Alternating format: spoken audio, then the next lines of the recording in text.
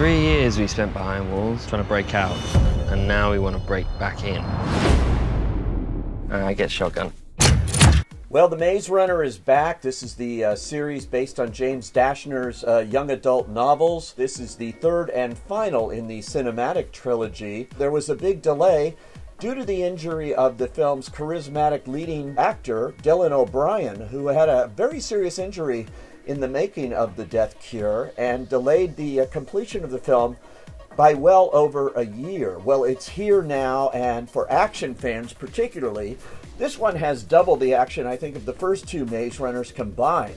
It's exciting stuff, and it starts right off with a James Bond-like kind of chase involving trains, planes, and automobiles, and I'm not kidding, in a big way here. It's exciting stuff, and that's where I think the injury to O'Brien reportedly happened, but it certainly is all on film in terms of excitement and a spectacular opening that these kinds of movies seem to require now. At any rate, this one takes us where the second film left off, and Thomas and his gang of friends here who had been safely behind a wall as America crumbled due to a zombie-like virus that killed most of America, and what's left is in the last city. They think you're worth sacrificing to find a cure.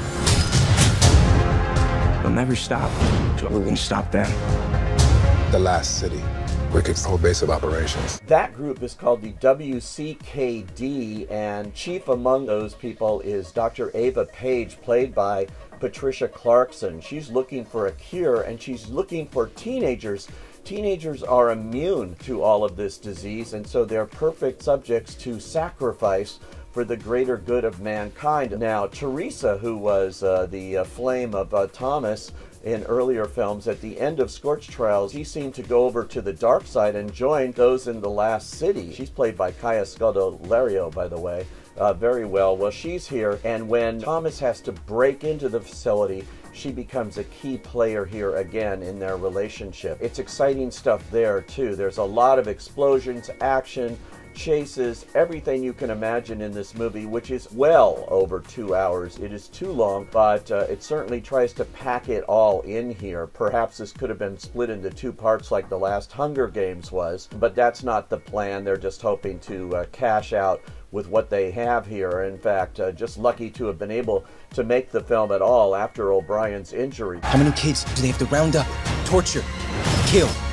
When the hell does it stop? It stops when we find a cure. He's a very good actor and very likable on screen. He really carries this film, but it's got a lot of great supporting actors in it too. Walton Goggins, Giancarlo Esposito, Aidan Gillen, he's really the villain here. But basically, this is a show for fans. Teen fans certainly will eat it all up with The Maze Runner, and those who like this series, which I actually sort of liked better than the Hunger Games, actually. This one kept my interest a little more, even though you probably need The Maze Runner for Dummies to follow it all and all the intricacies, but I didn't read the books. I just see the movies, folks.